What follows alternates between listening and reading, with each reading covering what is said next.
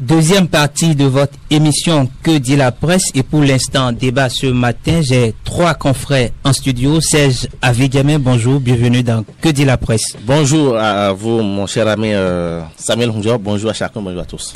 Deuxième débatteur dans cette émission, Charles Ronvaux, il est journaliste à la radio scolaire et éducative. Charles Ronvaux, bonjour, bienvenue. Bonjour à vous Samuel, bonjour à tous ceux qui nous écoutent.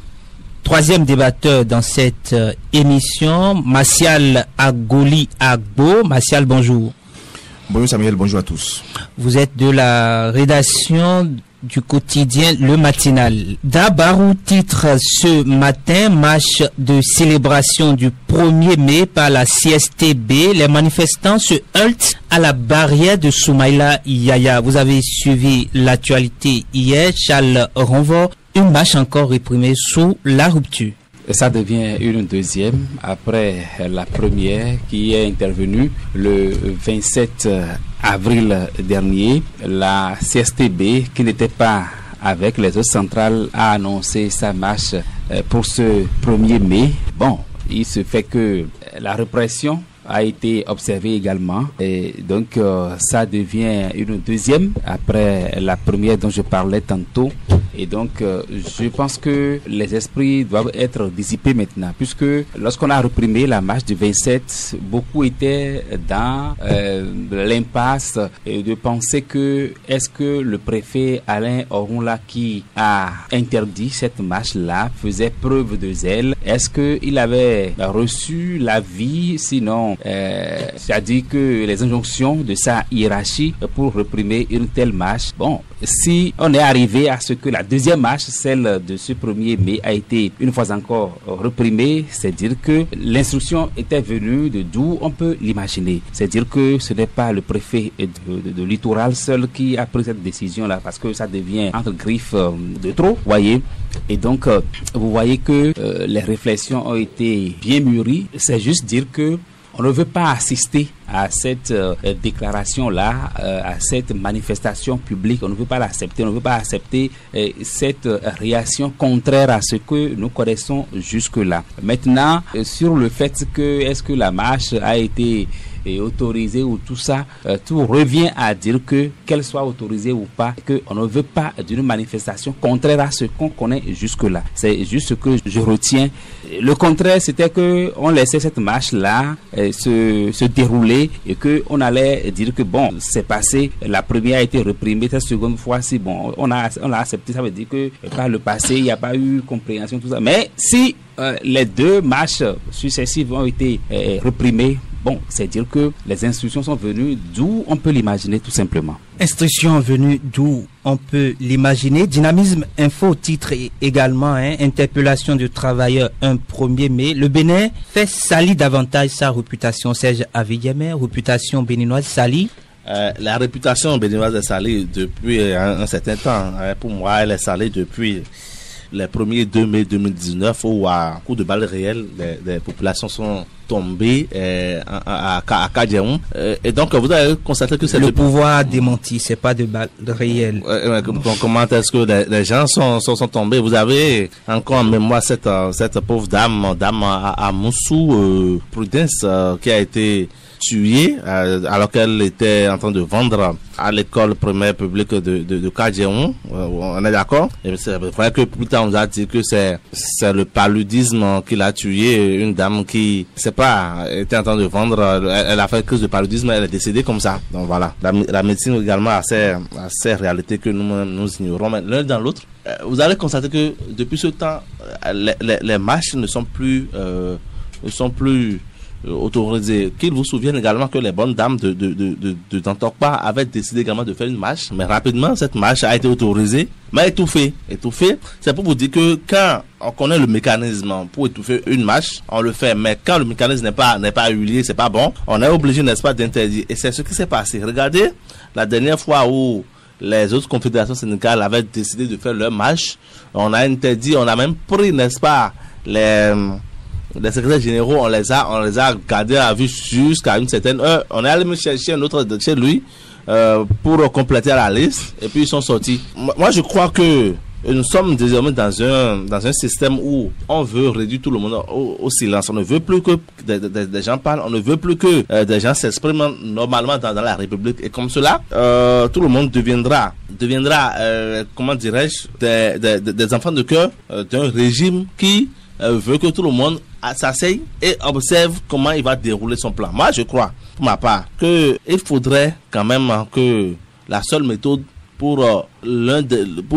pour tout le monde, la seule méthode pour les uns les autres, c'est, n'est-ce pas, de trouver des mécanismes pour dire non à ce qui se passe. C'est dans un esprit pacifique, dans un esprit de tolérance, montrer, n'est-ce pas, au gouvernant que cette manière de procéder n'est pas la meilleure. Moi, je me souviens encore des Mercredis Rouges. Je me souviens encore de cette chanson fétiche du président Bruno Amousou, où il chantait à Boni Yahi, à Atilito, et à l'époque, c'était une marche à l'époque qui avait permis de faire la marche des Mercredis Rouges. J'ai vu dans ce pays des gens aujourd'hui qui sont avec le gouvernement faire des marches simultanément à Porto Novo, à Cotonou et à Parakou. On a vu des choses. Et nous étions également en 2015-2016. Qu'est-ce qui s'est passé aujourd'hui pour que du jour au lendemain, on vote des lois et qu'on dise que, bon voilà, c'est des attroupements non armés.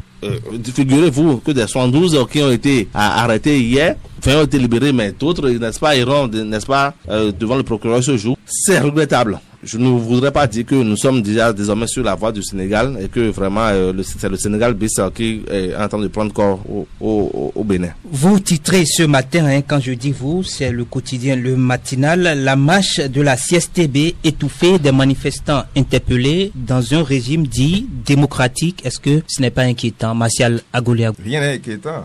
Vous savez, quand vous acceptez, en fait, aujourd'hui, reconnaissez une chose, le chef de l'État actuel est un ardent défenseur, en fait, de la légalité. Et quand il y a la loi qui se retrouve devant lui, il l'applique avec rigueur. Que dit la loi dans le cas d'espèce? Merci beaucoup, mon cher. Vous avez accepté, d'accord, qu'il y ait une loi aujourd'hui qui interdise, d'accord, les marches, les grèves et consorts. Ou bien vous avez oublié, la loi a été consommée, n'est-ce pas? Maintenant, c'est aujourd'hui maintenant que vous levez pour parler de marche et de grève ou bien quoi? Voyez-vous, c'est ça, la loi est là et ça frappe. Voyez-vous, c'est là la réalité des choses. Donc les centrales étaient où dans le temps? Les centrales étaient où? Nous avons connu dans un passé récent ce que c'est que les centrales, les confédérations sénégales, n'est-ce pas? Mais à un moment donné, les centrales et les confédérations se sont tues. Vous voyez? Les centrales et les syndicats et les confédérations se sont tues. La loi est là aujourd'hui. Serge a évoqué que il y a certaines lois qui ont été prises. Mais les lois ont été prises, c'est vrai, les députés l'ont voté et c'est là. Donc, si vous voyez aujourd'hui les policiers, d'accord, ils prennent d'assaut donc les rues et consorts pour empêcher, mais ce n'est pas de leur faute.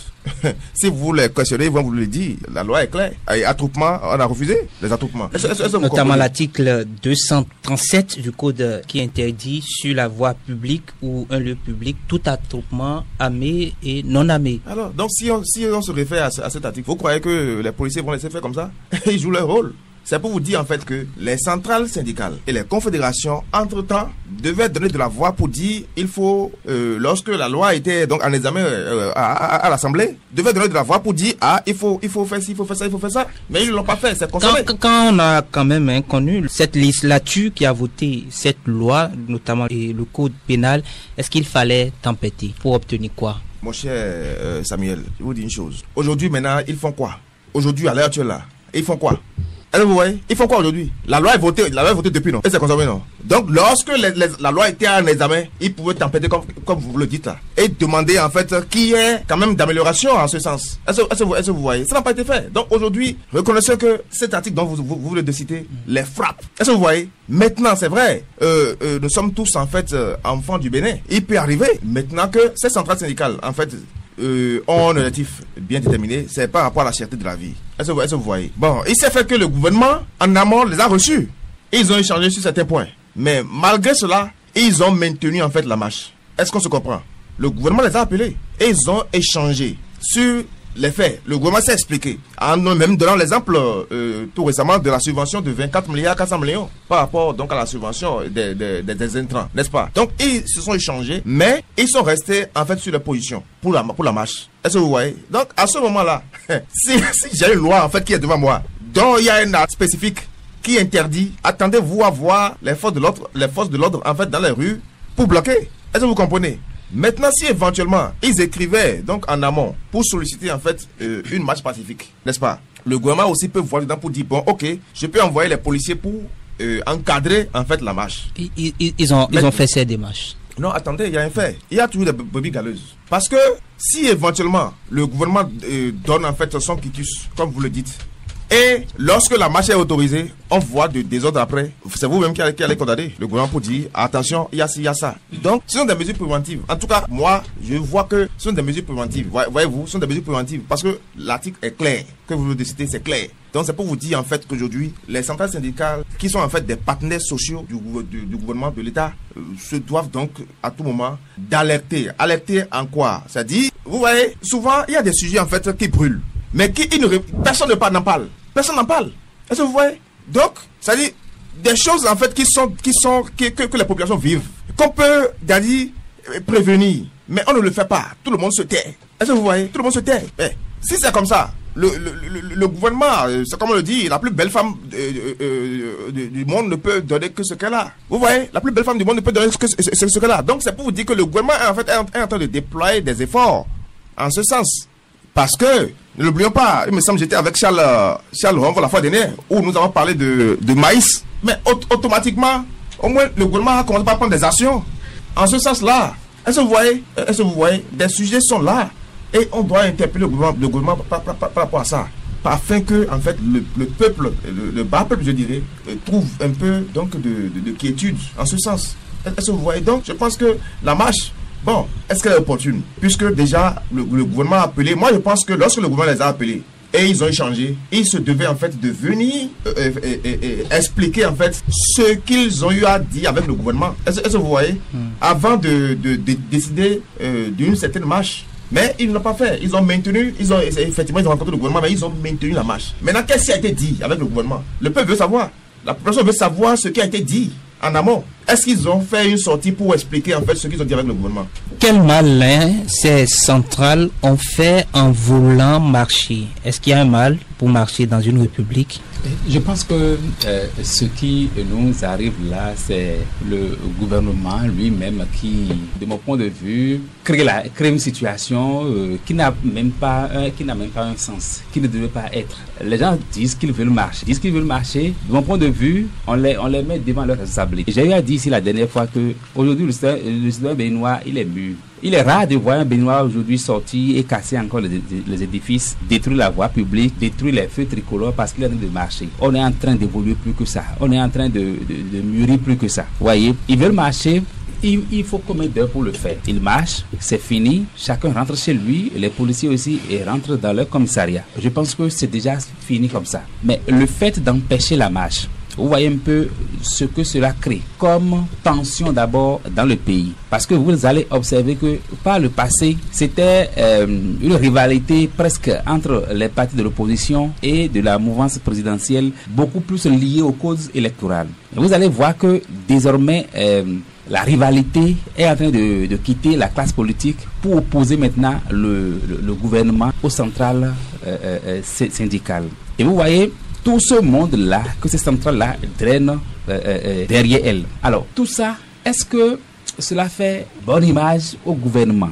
Chacun va apprécier selon ses expériences. Surtout pour un gouvernement en fin de mandat, de mon point de vue, j'estime que ce n'est pas bien. Vous voyez, ça risque de porter atteinte à la suite politique de ce régime-là. Parce que, une fois encore, je me dis que tout le monde peut oublier le passé, tout le monde peut oublier la mentalité du Béninois, mais le chef de l'État actuel, il doit être le tout premier à savoir que le peuple béninois se range toujours du côté des victimes. Et c'est ça ce qui lui a fait bénéficier le palais de la Marina. Ça, il faut le reconnaître. Il a fallu juste une convocation dans ce pays pour que tout le pays se mette en boule pour défendre le chef de l'État, Patrice Talon, en ce moment-là. Vous voyez, Marcel a bien fait de rappeler, et non, c'est pas Martial, excusez-moi, c'est Serge Abidjamia a bien fait de rappeler les marches dans ce Porte-Nouveau. Tous les ministres, je dirais presque tous les ministres actuels, Mathis Adigatou, et bon, l'autre, Amisetou Afo Djobo, Maître Joseph Djogbenou, et Monsieur Jacques Ayadi, tous ceux-là étaient dans les rues de Porte-Nouveau. On marchait tous les jours. Pour exiger, parce que Boni Yahi avait agité la révision de la Constitution. vous rappeler. Alors, Marcel a cité les dispositions d'une loi qu'on a votée récemment, tout ça là. Mais quand on va dans la Constitution, qu'est-ce que la Constitution dit? La Constitution demande que les peuples se rassemblent pour réfléchir à leurs problèmes, se rassembler, discuter des problèmes qui les minent. La Constitution, même quand elle a été révisée, continue de donner le pouvoir au peuple. Alors, sur ces deux aspects-là, je ne vois pas en quoi c'est difficile de laisser les gens marcher. Si ce n'est pas qu'on est en train de façon subtile, de façon déguisée, de monter la tension à ce peuple-là. Mieux, je voudrais savoir si le maire de Cotonou maîtrise moins les textes dont parlait Martial tout à l'heure. Parce que nous sommes dans un régime déclaratif. Et la CSTB, pour prendre le cas d'hier, a déclaré sa marche. Et on lui a donné, c'est-à-dire, quand vous déclarez, en fait, qu'est-ce qui se passe? Lorsque l'autorité n'est pas d'accord, il vous envoie un courrier et vous dit, nous ne sommes pas d'accord à cause de ci et de cela. Et là, vous vous en tenez à cela. Mais très souvent, lorsque la marche est autorisée, on ne vous écrit pas, on ne vous notifie pas que la marche est autorisée. Donc ça veut dire qu'on se tait. Et c'est ce qui s'est passé. La mairie de Cotonou, qui a reçu la déclaration de la CSTB, n'a pas réagi. Et donc, les éléments, sinon, les syndicats de la CSTB ont estimé que la marche a été acceptée. Malheureusement, on leur a mis les policiers. Et on a observé ce qui s'est passé là. Maintenant, quand vous allez à Djougou, presque la même chose s'est passée. La mairie de Djougou a autorisé. Et lorsque la mairie de Djougou a autorisé, c'est à la veille maintenant de la marche que le préfet vient maintenant et dit que oui, il pourrait avoir des brebis galeuses, il pourrait avoir des troubles à l'ordre public, tout ça là. Et maintenant, on a fait appel au syndicat. On a fait appel non seulement au commissaire de l'arrondissement, mais aussi au commissaire central, avec le préfet également. Et ils ont échangé entre eux pour leur montrer que, bon, il pourrait avoir des troubles, il pourrait avoir des débordements. Et les deux se sont entendus. Et donc, le préfet maintenant remet aux syndicalistes sa note d'interdiction de la marche. Mais cela n'a pas empêché les manifestants de se faire entendre. Et donc, ils ont fait un sit-in au lieu de faire marche. Ça, c'est le cas de Djougou, ça. Ça veut dire que les deux se sont compris. Au moins, ils n'ont pas empêché la manifestation. Quand vous allez à Azové, les gens ont marché proprement. On a mis les policiers qui les ont encadrés. Et vous voyez, je reviens encore sur la déclaration. Pour dire que quand ils vous envoient la déclaration, les syndicats eux-mêmes disent dans leur lettre que nous prenons les dispositions pour qu'il n'y ait pas de trouble à l'ordre public. Ça veut dire que, entre griffes, ils maîtrisent un peu ceux qui viennent à leur manifestation. Mais on informe la mairie qui peut-être informe la police pour qu'on puisse les encadrer. C'est tout juste là. Et il n'y a pas que la mairie autorise et que peut-être un commissariat se lève pour dire nous n'autorisons pas. Le commissariat ne réagit même pas. C'est comme ça. On constate juste seulement que les policiers viennent pour les encadrer. Mais tout ça là, quand on met ça de côté, et ça veut dire qu'à Djougou, on a autorisé le sit-in. À Azové, on a autorisé la marche. Ceux-là ne sont pas rattachés au gouvernement. Ou bien eux, ils maîtrisent moins les tests actuels. Vous soupçonnez un essai de zèle dans le département du littoral? Mais c'est exactement ce qui se fait, ça. Vous voyez? Maintenant, ceux qui ont été arrêtés, ce ne sont pas des gens qui manifestaient en fait. Les gens sont venus dans Cotonou en véhicule, bus, tout ça là. Et donc, on est allé les chercher et on a conduit le véhicule directement au commissariat. C'est comme ça qu'on a arrêté les gens. Ce ne sont pas des gens, parce que la police a fermé les artères, les issues, tout ça là. Ils ont commencé par lancer des pierres, ils ont commencé par se manipuler. Non, il y avait rien de tout ça. C'est des gens qu'on est allé chercher comme ça et on les envoie comme ça pour dire trouble à l'ordre public ou bien marche interdite et que vous manifestez. Alors ça revient à dire que il ne doit plus avoir une réaction contraire. On vous met dans cette direction là et vous suivez tout comme ça. Je pense que c'est un peu mauvais pour le gouvernement qui prend cette option-là. Surtout en régime en fin de mandat, ça risque de déteindre un peu sur la fin.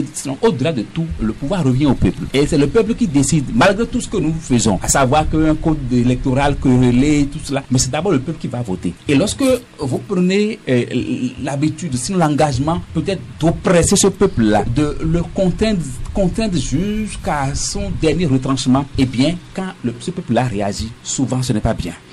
Serge Vidjamin, va-t-on va-t-on assurément vers l'interdiction des marches au Bénin? Non, c'est pas va-t-on. On est déjà là. On a déjà interdit les marches au Bénin. Quand vous dites va-t-on, c'est comme si voilà, on ça le peut dit. Ce qui s'est passé ces derniers jours peut être assimilé à un incident de parcours. Du tout pas. Depuis que vous êtes, vous, Samuel, vous êtes là, depuis que vous avez vu le gouvernement de Patrice Talon autoriser une marche dans ce pays. Moi, de journaliste, depuis 2016, c'est zéro marche, on est d'accord. Et quand je vais revenir rapidement à ce que dit mon confrère Charles, quand il dit que le peuple, c'est lui qui juge, non mais de quel peuple il s'agit? Même ceux-là qui votent les lois, qui font tout, vous disent non d'accord, on les maîtrise parce que ce peuple dont on parle, c'est quand disons, ils trouvent des liasses de billets, quelques 5 000, 10 000, vers la fin on les contente, c'est tout. Moi, là où je suis aujourd'hui, moi je crois que il n'y a pas 36 solutions dans ce qui se fait. Il faudrait que les gens mettent la veille, que les gens puissent faire l'effort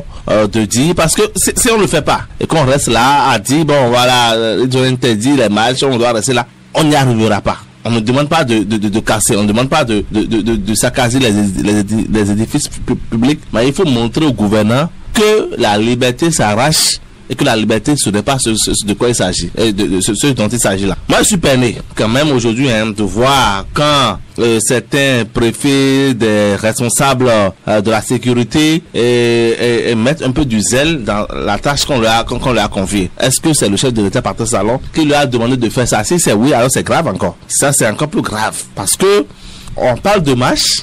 Comme je l'ai dit dans ma première prise de parole, ce sont les marches qui ont amené Patrice Talon au pouvoir. Qu'il le veuille ou non, c'est les marches qui lui ont permis d'être là où il est.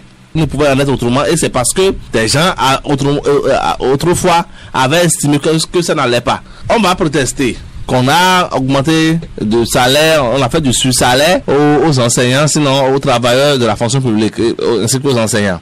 Qu'on a augmenté quelques petits 20 000 aux AME pour qu'ils puissent compléter ce qu'ils doivent faire. Mais quand ils le font, et la bonne dame du marché, et l'ouvrier, et le commerçant, en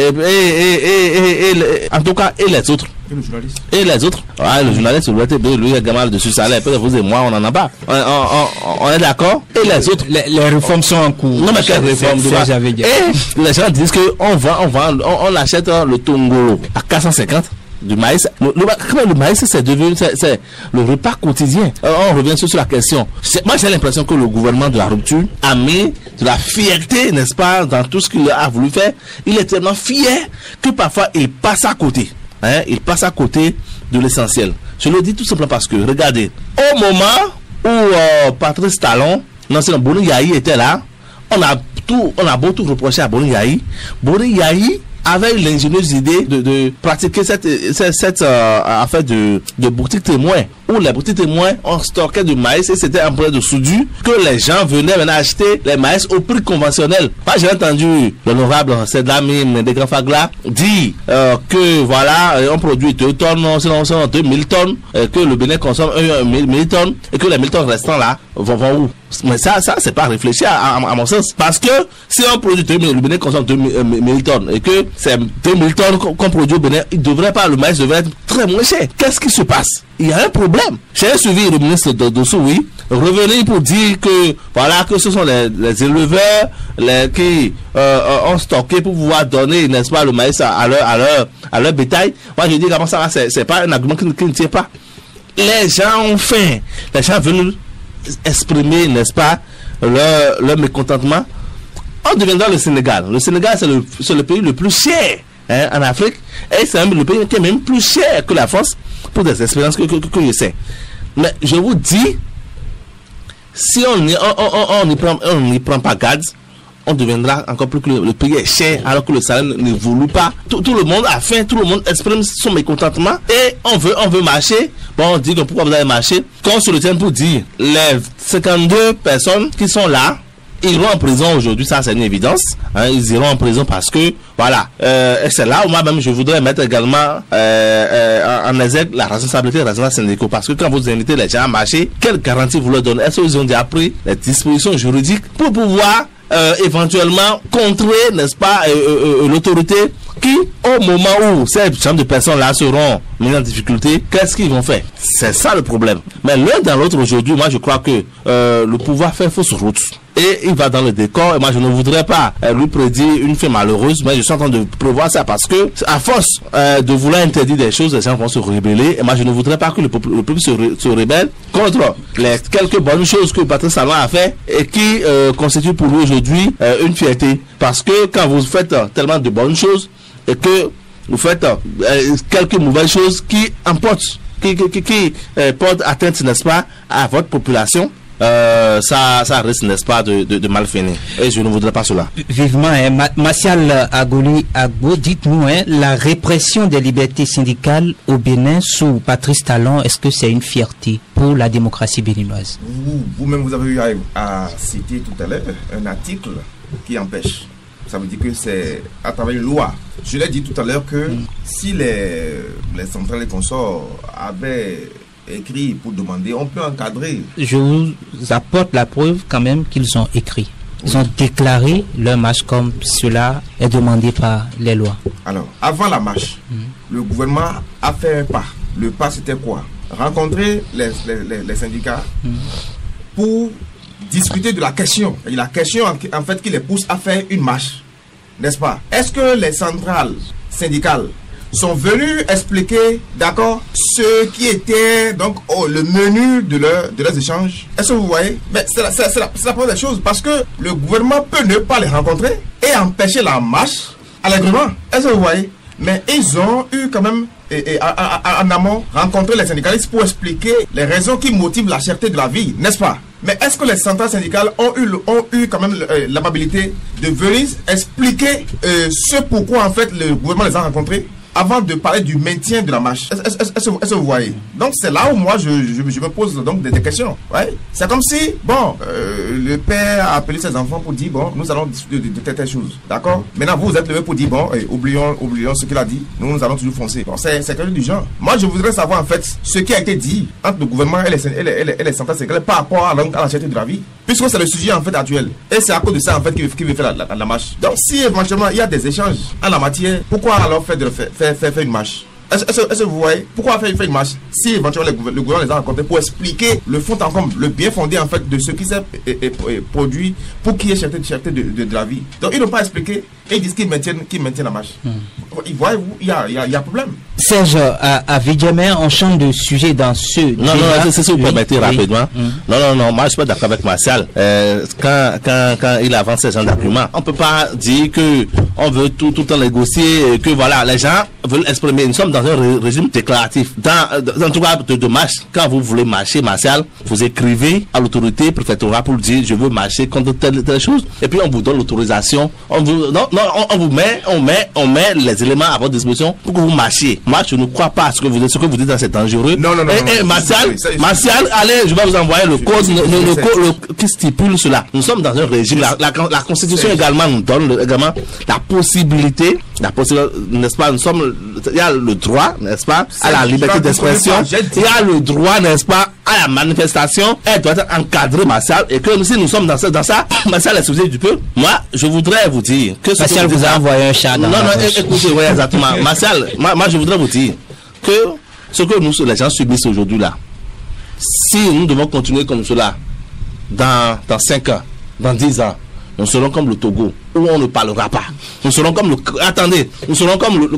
Cameroun, où on ne parlera pas. Nous serons comme, n'est-ce pas, on risque même d'être comme la Corée du Sud ou la Corée du Nord, où dans ces pays-là, on ne parle pas. Nous sommes comme la Russie. Et nous sommes même comme les pays de l'AES aujourd'hui, où dans ces pays-là, on ne parle pas. Nous ne voulons pas être comme ces pays. Nous voulons être comme des pays où, comme Pakistan l'a laissé. Et pour cela, il faudrait que on donne les 1000 policiers, les 2000 policiers que les gens recrutent à longueur de journée. Ils sont debout là, sur le pont de Porto-Novo là, à ne rien faire. On pouvait les envoyer encadrer les marches. Ils sont là pour ça également. On les paie pour ça, Martial. On peut pas dire que non, les marches ne sont pas autorisées. Et que même, c'est le chef même de ces policiers-là qui sort et qui, bon voilà. Moi, je crois qu'aujourd'hui, chacun est dans son rôle. Mais dans c'est dangereux. Non, mais c'est dangereux. Martial, on va changer de sujet dans Donnez une minute à Martial. C'est très important, il faut être clair. J'ai dit, le sujet, nous le connaissons. c'est la cherté de la vie. Et c'est à cause de ça qu'ils veulent marcher. N'est-ce pas? Le gouvernement les a appelés en amont. C'est-à-dire, le gouvernement sait déjà qu'ils veulent marcher parce qu'ils ont déjà annoncé la date. Est-ce que vous voyez? Mais déjà en amont, le gouvernement les a appelés pour dire, venez en fait, je vais vous expliquer les raisons pour lesquelles il y a cherté de la vie. Et nous allons trouver donc des apports de solutions. N'est-ce pas? Mais je dis, en temps normal, ils devraient quand même faire au moins une sortie pour dire, le gouvernement nous a rencontrés, ils ont dit ci, ils ont dit ça, mais nous ne sommes pas retrouvés dedans, nous maintenons la marche. Mais ils l'ont dit. Mais ils l'ont dit. Si, ils l'ont dit. Si, ils l'ont dit. Si, ils l'ont dit.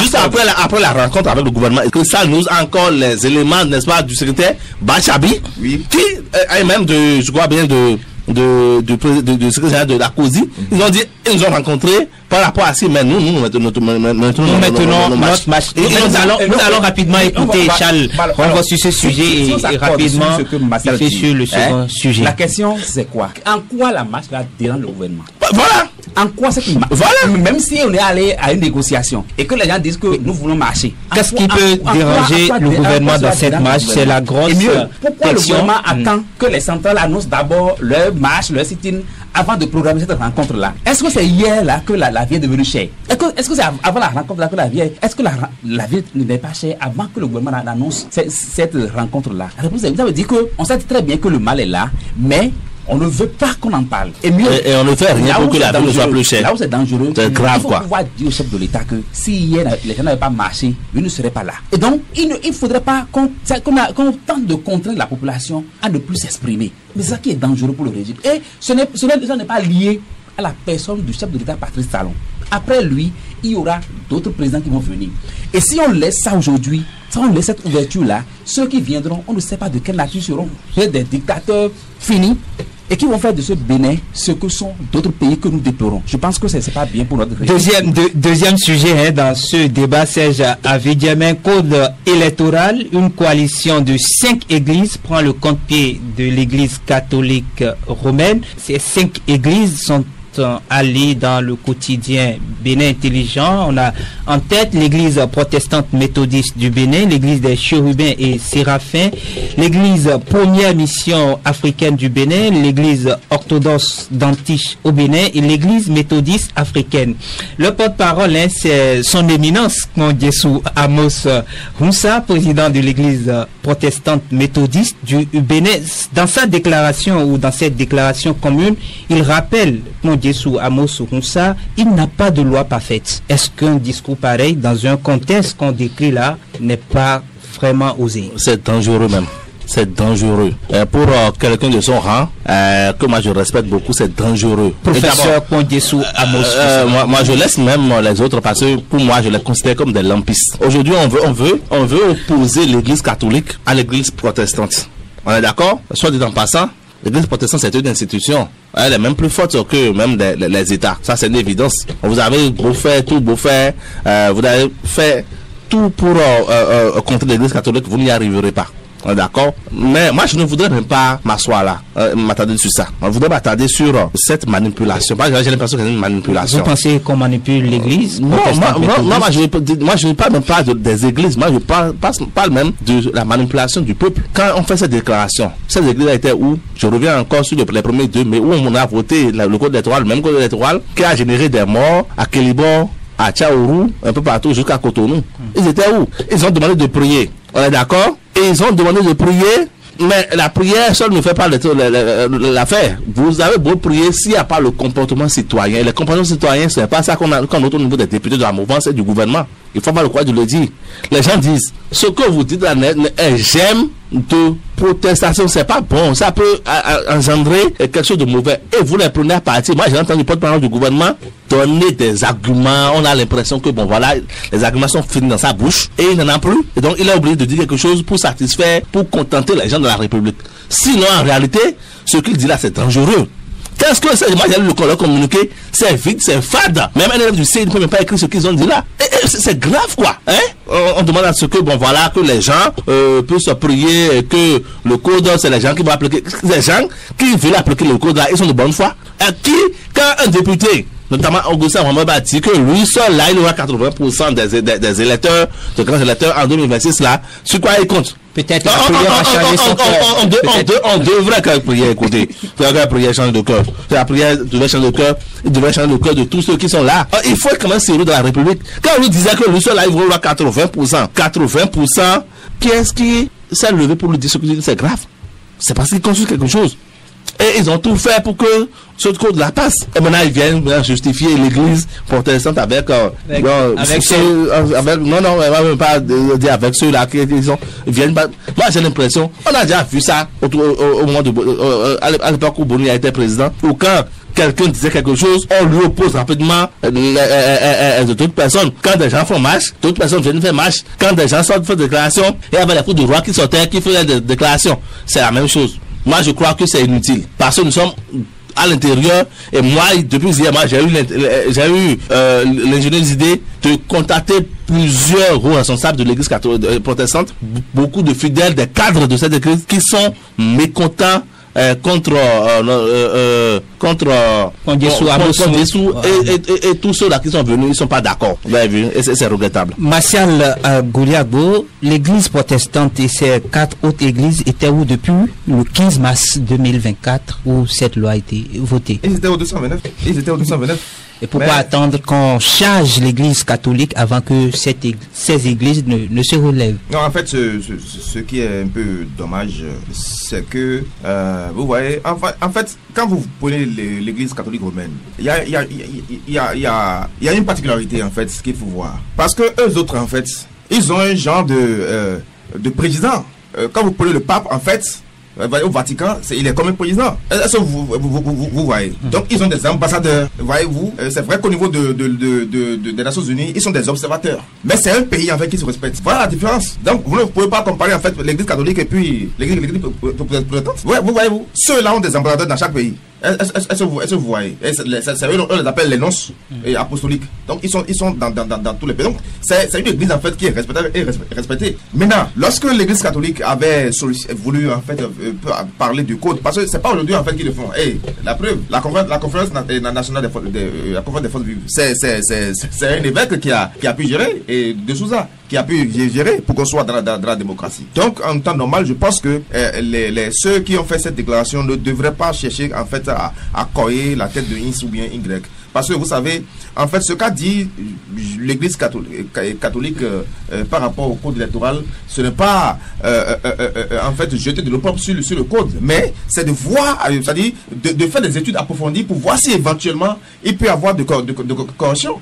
Est-ce que vous voyez, l'église catholique n'a jamais dit de rejeter en bloc le code électoral? Non. Mais est-ce qu'on peut aller dans le fond pour voir si éventuellement, parce qu'on dit toujours une chose, vous pouvez penser que bon, le produit que vous avez sorti est un produit fini et un produit très beau. Mais malheureusement, ceux qui sont à la touche peuvent voir que, bon, attention, il y a une petite tache là, en fait, qu'il faut corriger. Donc, je pense que c'est ce rôle, en fait, que joue l'église catholique et a même appelé, en fait, toutes les obédiences. Puisqu'il y a même les vaudouisants qui étaient de la partie.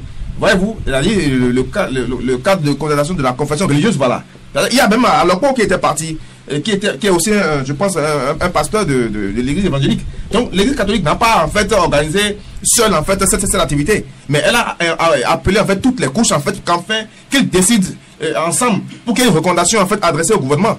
Donc, je pense qu'à ce niveau-là, cette sortie de ces 5 églises dont vous parlez est bancale. Ça, il faut le reconnaître, parce que c'est chercher donc à créer une division autour de cela. Et c'est ça que je dénonce souvent, parce que vous savez, déjà, on le disait plus haut. Quand vous prenez un enfant catholique qui cherche à épouser un protestant, on dit non. Quand vous prenez un protestant qui cherche à épouser un céleste, on dit non. Et alors que nous sommes tous... Dieu est indivisible. Dieu est un et indivisible. Dieu est amour. Pourquoi ne pas laisser, en fait, les enfants? Parce que vous savez, quand un enfant tombe amoureux, en fait, d'une fille céleste ou bien catholique, il faut savoir que c'est Dieu qui a voulu. C'est le destin qui a voulu. Pourquoi les empêcher? Parce que on se réfugie, en fait, dans le manteau de protestant bien céleste pour dire non. Il faudrait forcément que ce dernier soit protestant ou bien soit céleste avant de faire le mariage. Alors pourquoi en fait il y a le cas de représentation? Je pense qu'il faut dépasser en fait ce débat et savoir que nous sommes tous enfants de Dieu et nous parlons du même Dieu. Il n'y a pas deux dieux, il n'y a pas trois dieux, c'est un seul Dieu qui est amour. Charles Renvol, le débat revient sur le rôle de l'Église dans la politique. Pondjesou Amos Roussa, président de l'Église, rappelle qu'il s'agit pour les autorités religieuses et morales d'accompagner de loin et de près les responsables du pouvoir public, des organes chargés d'organiser les élections au Bénin. Donc, il ne faut pas critiquer, il faut prier et accompagner ces responsables chargés d'appliquer cette loi. Bon, et dit de les accompagner avec les prières. Bon, il aura le temps peut-être de revenir pour nous dire que si ces prières-là marchent. Parce que depuis que ce code-là a été voté, vous voyez les tumultes, vous voyez les dénonciations, vous voyez un peu les récriminations. Mais la prière jusque-là n'a pas réussi à apaiser ceux-là qui parlent. Vous voyez, mais je trouve que cette sortie-là, ils l'ont fait, je crois, bien depuis hier. Et je me suis demandé si aujourd'hui, sinon la nuit, ils ont eu une nuit paisible. Parce que j'ai eu le temps de parcourir un peu le document. Ça fait au moins 4 pages. 4 pages, oui. Et c'est des mots, sinon c'est des lettres vraiment serrées. Ça veut dire que s'il fallait aller loin, on pouvait aller même jusqu'à 10 pages. Et donc, quand vous lisez un peu, vous prenez le temps de lire tout ce qu'ils ont écrit là, ils n'ont fait que faire du bavardage entre griffes, parce qu'ils ont parlé sans convaincre. Alors, sur le code, juste sur le code électoral, ils disent c'est en faisant preuve de grand sens de responsabilité, de justice, d'équité, de sagesse, d'élévation, de conscience, de discernement, de réalisme et de hauteur d'esprit dans la mise en œuvre du code électoral du 15 mars 2024 que les dirigeants et autres acteurs des organes chargés de l'organisation et de la gestion des élections vont contribuer de façon déterminante à l'émergence en 2026. Ça rime à quoi? On a voté une loi où des gens estiment que nous avons été exclus. On a voté une loi où les gens parlent d'une question de 20% qui est difficile à réaliser pour des partis politiques. Voilà des faits concrets. Pour un regroupement d'églises qui veut de la paix, je pense que c'est des points clés sur lesquels il faut agir. On appelle peut-être les spécialistes.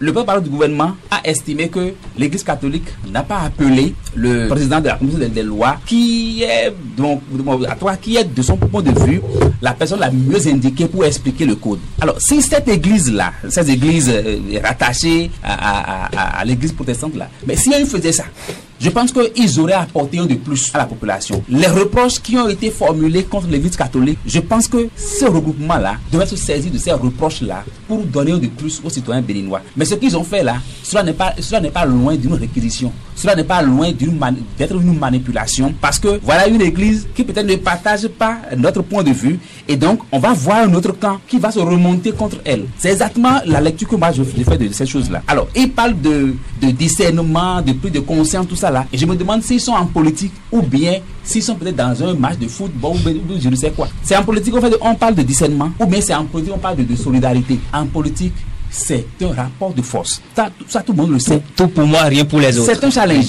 Lorsque vous gagnez. Vous pouvez donner tous les coups, l'essentiel que vous gagnez. Et c'est dans cette logique-là. Eux, ils s'inscrivent, ils disent que solidarité, conscience, discernement. Je pense que ils auraient mieux fait de se taire. Ce qu'ils ont produit, ce qu'ils ont semé hier, ce qu'ils ont envoyé au peuple béninois hier, je pense que c'est une injure, d'abord à leur personne, entre griffes, vous m'excusez, d'abord une injure à leur personne. Et je pense qu'ils n'ont pas apporté un brin, c'est-à-dire une lueur d'espoir au peuple béninois. Puisque le citoyen lambda qui apprend ce que l'opposition dit, ce que la mouvement dit, finalement il dit bon, qu'est-ce qu'on prend dans tout ça là? Et une instance comme celle-là, je pense que c'est des gens qui devaient apporter la lumière au peuple. Voilà ce qui en est, voilà ce que nous pouvons faire pour que nous ayons paix. Mais ils ne l'ont pas fait. Ils n'ont fait que attaquer entre griffes l'église catholique. Et pour quel résultat? Je ne sais pas concrètement ce que nous voulons avoir de cela. Vous allez observer que l'église catholique, depuis ce colloque-là, a gardé une position. Parce que moi, j'aurais appris que sur une autre chaîne, on les aurait appelés pour un débat. Mais eux, ils ont dit que non. Ils ne sont pas dans la logique de prendre position, tout ça là. Eux, ils ont déjà fait ce qu'ils peuvent faire. Le reste là, ça revient aux dirigeants. C'est-à-dire que nous avons déjà fait. Nous avons déjà joué notre rôle de chercher la paix pour un problème qui risque de créer une tension demain. Mais nous ne sommes pas compris. Bon, on laisse le peuple aussi apprécier. Il me semble que c'est cette logique-là que s'inscrit désormais l'Église catholique. Et ceux qui ont fait une sortie hier, je pense qu'eux, ils sont allés totalement dans le décor. Ils auraient même pu ne pas faire une sortie. Ils auraient dû se taire. Ils auraient dû se taire. Et puis, on se contente du peu que nous avons jusque-là. Ce qu'ils ont fait hier, ils n'ont fait qu'embrouiller tout le peuple. Et je pense que ça ne fait pas honneur à leur personne. Bénin Intelligent nous rapporte la colère de certains fidèles de cette église. Il rappelle que le président Kondjesou est accusé de mauvaise gestion. C'est pour un équilibrisme opportuniste qu'il sort avec cette coalition de 4 églises. Non, moi je ne veux pas rentrer dans des problèmes internes à l'église protestante. S'il y a un problème, une crise à l'interne, je crois que l'Esprit Saint qu'ils évoquent pour que les Béninois, pour que ça touche le cœur des dirigeants, que cet Esprit Saint touchera leur cœur pour que l'église protestante ait, n'est-ce pas, la paix. Moi j'ai toujours souhaité parce que c'est des gens quand même, c'est des fidèles quand même qui sont très pacifiques et qui font des efforts. Et les dirigeants également, c'est des gens également qui, je crois spirituellement, ne sont pas mauvais. Et donc, c'est cette spiritualité qu'ils doivent mettre, ils doivent prier réellement, comme ils l'ont dit là, pour que ces gens de loi ne soient plus votés à l'Assemblée nationale. Que de prier pour que les gens puissent mieux appliquer, parce que ce qu'on voit là, on ne peut pas bien appliquer ça. Alors, je voudrais revenir sur une question, très rapidement. Oui. Le code électoral en question, dont on parle, et la posture de l'église protestante aujourd'hui porte à croire que on veut la diviser, on veut la confronter à l'église catholique, et c'est de ça qu'il s'agit. On est d'accord? On veut montrer également, parce qu'aujourd'hui tout le monde sait depuis peu la position de l'église catholique par rapport à un certain nombre de choses. Quand ils vont, n'est-ce pas, au conclave des évêques, quand ils sortent, n'est-ce pas, leur communiqué, on a l'impression que l'église dénonce certaines choses et fait des recommandations parfois.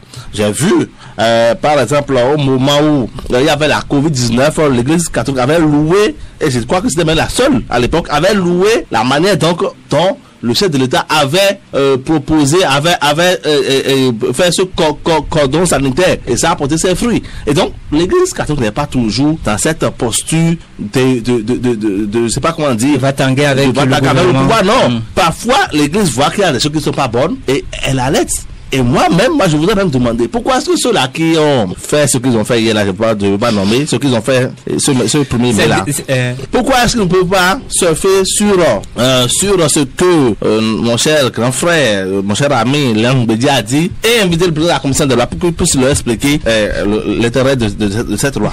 Il pouvait le faire que de se mettre dans des déclarations. Moi j'ai relu et j'ai lu au moins, je me suis dit, mais est-ce que ce sont des intelligents qui sont allés à l'école du CI jusqu'à être professeurs d'université qui ont écrit ça? Parce que si ils sont eux, alors c'est vide, ils sont vraiment tombés bas et c'est dangereux.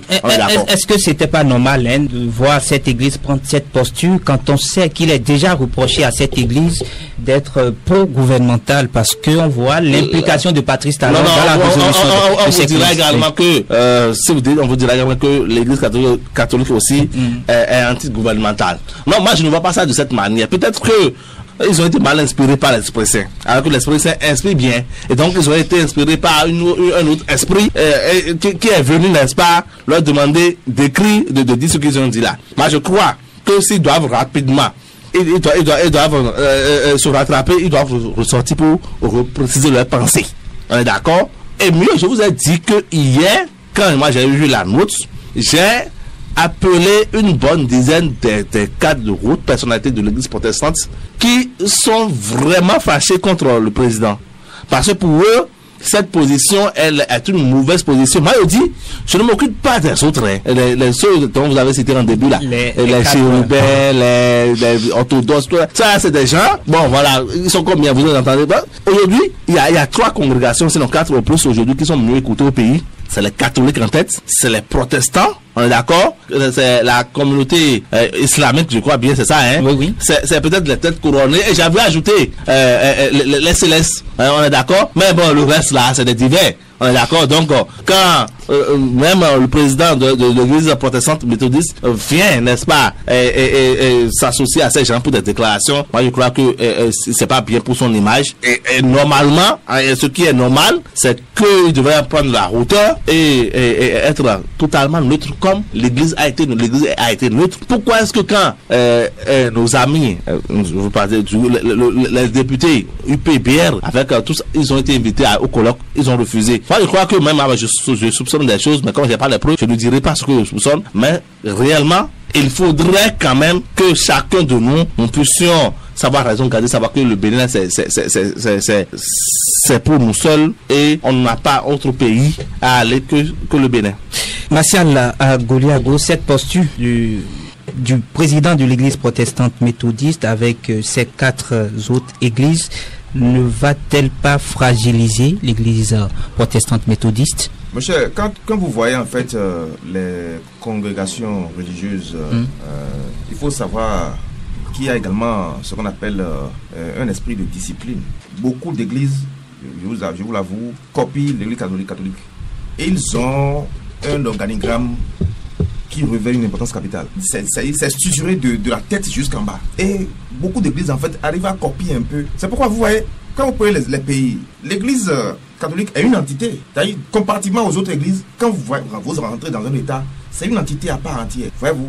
Et il y a beaucoup de discipline à ce niveau-là. Est-ce que vous voyez? Et c'est les têtes bien nanties. Vous voyez? Donc, non, mais il y a aussi des têtes nanties chez les autres également. Non, j'en viens là en fait. C'est pour vous dire en fait que par rapport à l'organigramme, la structuration de l'église catholique, ça différencie en fait des autres organisations. Ça c'est vrai. Est-ce que vous voyez? Donc, je le dis pourquoi. Aujourd'hui, quand l'église protestante méthodiste, l'église chérubin, chérafin, pourquoi l'église céleste ne s'est pas associée à ça? On va poser la question très prochainement au suprême. L'église céleste ne peut même pas le faire. Non, vous savez très bien pourquoi je le dis. Parce que vous savez, ils suivent un peu l'organigramme de l'église catholique. Donc, cette sortie, je ne sais pas en fait ce qui a poussé à faire cette sortie-là. On risque des divisions à l'interne. Écoutez, allez faire aujourd'hui votre papier, vous allez voir, ça va déteindre. Les militants ne seront pas contents. Je me suis même dit, parce que vous savez, il y a un fait. Tout à l'heure, Serja a eu à parler de conclave. La conférence épiscopale en fait fait des réunions spéciales en fait pour parler en fait de la vie de la nation, parce que quand ils sont dans un état, ils alertent en fait par rapport à telle situation en fait pour permettre que le gouvernement en fait, voyez, quand ils font les recommandations, ils déposent maintenant à l'état pour quand même permettre au gouvernement de prendre en compte en fait certaines doléances pour donner une vitalité en fait à la nation. Est-ce que vous voyez? Et déjà vous croyez que quand ils le font ainsi, mais déjà en le faisant, mais n'oublions pas, ils vont même jusqu'à la base.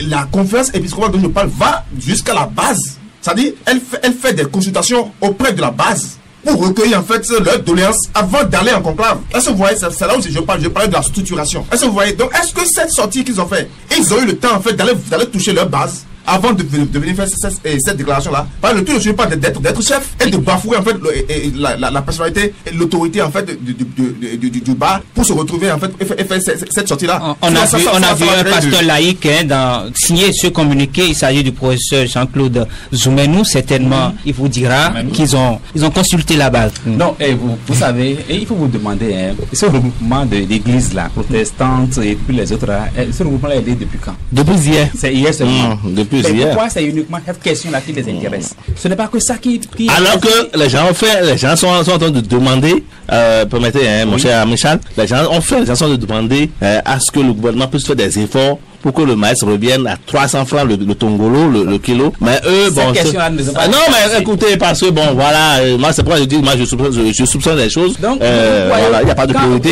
Il n'est pas loin de penser que il y a des gens qui ont été manipulés. Voilà, c'est ce que je soupçonne. Parce que ce regroupement-là est né quand et pourquoi? Maintenant, c'est uniquement cette question-là qui les intéresse. Vous voyez, on ne fait pas l'apologie d'une religion. Parce que l'Église catholique a eu le temps de nous prouver que sur des questions qui touchent la vie du citoyen béninois, il se prononce toujours. Je peux citer l'exemple de la loi sur l'avortement, par exemple. L'Église catholique a fait une activité autour de cela et a laissé des documents autour de cela. Mais au niveau du gouvernement lui-même, au nom de quoi c'est uniquement sur ce colloque-là, que le gouvernement, entre griffes, attaque l'Église catholique aujourd'hui. Il y a eu assez de colloques, il y a eu assez de rencontres, il y a eu assez de conférences que l'Église catholique a organisées et qui a déposé des rapports et qui a déposé des recommandations. Ça n'a jamais touché, ça n'a jamais intéressé le gouvernement au point où on a organisé un point de presse, tout ça là, au point où on a demandé aux militants de boycotter la séance. Mais c'est extrêmement grave. C'est dire que nous avons voté notre chose, qu'il pleuve ou neige, nous l'assumons comme ça. C'est l'impression que cela donne. Parce que Maître Joseph Diogbenou a dit dans ce pays que ce ne sont pas les lois qui règlent les problèmes, mais ce sont les hommes et les femmes qui règlent les problèmes. Si on a voté une loi dans un pays et qui crée tant de polémiques, pourquoi ne pas se revoir et retoucher cette loi-là? Je pense que la question est là. Qu'est-ce qui fait mal lorsqu'on dit venez, nous allons échanger autour d'une question qui va régir désormais notre vie? Je ne vois pas en quoi cela est difficile. Bref, cette sortie de ces églises-là, ralliées à l'église protestante-là, je pense que il faut déplorer ce qui s'est passé. Ils ne font rien. S'ils pensent qu'ils sont en train de s'attaquer comme ça à l'église catholique, c'est faux. Ils sont en train de faire mal au peuple béninois. Parce que c'est le peuple béninois qui va subir peut-être les conséquences. C'est pas que cette loi-là créait des ennuis, créait une crise. Donc, c'est contre le peuple béninois qu'ils ont fait ce qu'ils ont fait hier là. Et c'est déplorable. Merci à vous, Charles Renvort. Vous êtes de la rédaction de la radio scolaire et éducative Serge Avidjamé. Il est rédacteur en chef du quotidien L'Affiche du jour. Martial Agouliagbo, il est directeur régional du quotidien Le Matinal. Que dit la presse? C'est encore